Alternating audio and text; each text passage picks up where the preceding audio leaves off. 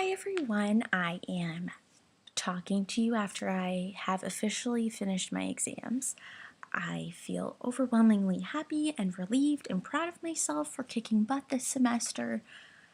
I had really set out a bunch of goals for myself, and they included not letting marks completely define me and really focusing on patient care versus just studying. Like how can this help my patient versus how can this help for a test, or what will I need to know for a test? And also just to get more involved in the community. And I really think that I've done all three of those, and I'm not burnt out. I'm ready to enjoy my break and enjoy my time with my family and my loved ones. So I figured what more important to talk about is how to keep that balance between material items and gift giving and money versus the non-tangible items or helping the community with however you want to think of it.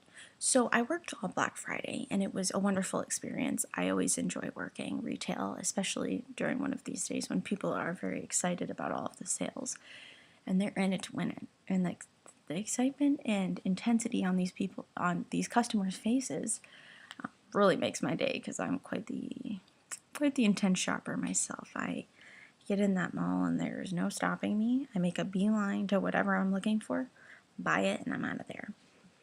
So I'm not saying don't enjoy your items, because I mean, there are people do like to shop on Christmas and receive Christmas presents. But I can honestly say, on top of any tangible gift that I could ask for, I have so much more joy giving back to the community or doing one small nice thing or paying it forward, however you want to look at it. I'm not suggesting that you spend your entire winter break volunteering at somewhere. I'm just saying, if for every maybe big ticket item you buy, or every time you go and do something that is really is very kind of on the surface and has to do with our ego and feeding our ego, or however you want to look at it, do something nice for someone.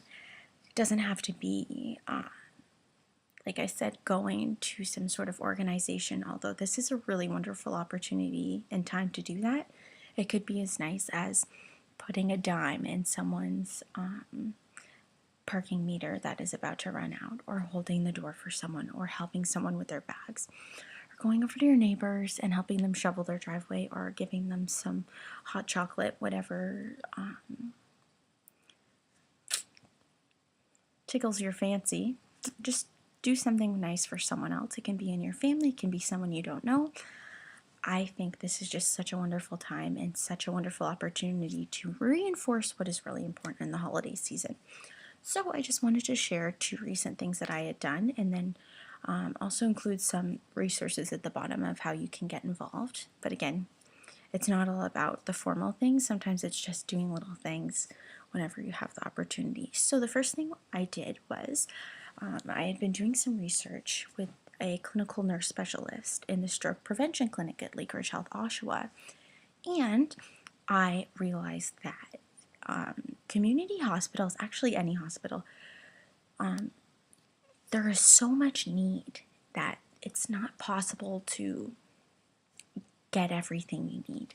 So unfortunately, we have to choose our priorities and what's important and what we definitely need versus what we can live without. So I learned that they actually need a portable EKG machine for their unit. So I decided to take this task, or at least begin this task under as my responsibility, and I had a fundraiser at Boston Pizza to raise money for the stroke prevention clinic. And I am so excited to say that we raised $1,250, which doesn't cover the portable EKG machine, but it is a really, really wonderful start. So in case you're wondering what the stroke prevention clinic does, is they basically look at clients or patients who have a dangerously high risk factor of suffering from a stroke. So oftentimes these are patients who have already suffered strokes, and because once you suffer one stroke, you're at a very high risk of suffering and being a victim to another, usually very devastating stroke. So they look at your modifiable risk factors. So we all know what risk factors are. They allow us to be more vulnerable than the rest of the population to developing whatever we're looking at. And modifiable just means it's the things we can control. So like your diet or your exercise, or if you're a smoker or not, and things like that, or something that can be fixed with pharmaceuticals versus if you are a man or a woman, or your age, you can't change your age. So the Stroke Prevention Clinic works tirelessly to help these patients so that they do not have to go through this again, because it is truly devastating. One is enough. Let's try to get it so that no one has a stroke. It is, I've seen firsthand, one of the scariest things that not only affect patients but families as well.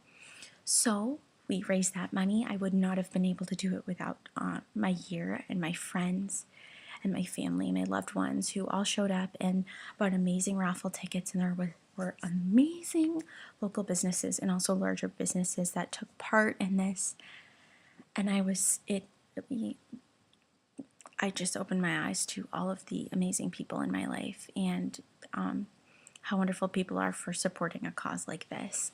Also, I volunteered at a soup kitchen, which was as equally as rewarding, and it was St. Vincent Soup Kitchen in Oshawa, and I was really amazed by how hard they work to maintain the dignity of the individuals coming in, and I was really inspired by that. And I actually met some really incredible people that evening, even individuals coming in, and I heard some really incredible stories, and it just reminds you how important life is, and all the things that often as a society we focus on, they don't mean that much in the end. So if we can help each other and just lend a hand, that's what's going to make a difference in the end. That's what you can be remembered for, and that is, I'd say, a pretty beautiful thing.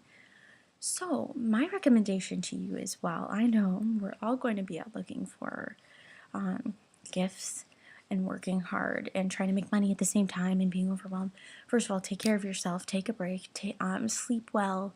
I got a mani-pedi today, which I had not gotten in a very long time, and I felt like an absolute princess, and I feel so good and so happy.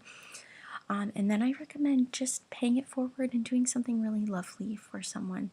Let it be putting an extra dime in the parking meter, or shoveling the driveway of someone you know, anything like that. Or you can also look at formal organizations and charities that really could use a hand this season.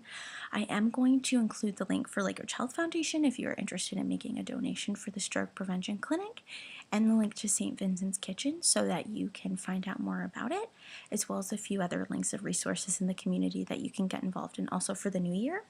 Just as a heads up, this is the first video of a couple more that will just be discussing really kind of awesome things that you can do starting in the new year to really maximize your year and be the best person you can be next year, and just feel really amazing about the life you live, which is pretty awesome.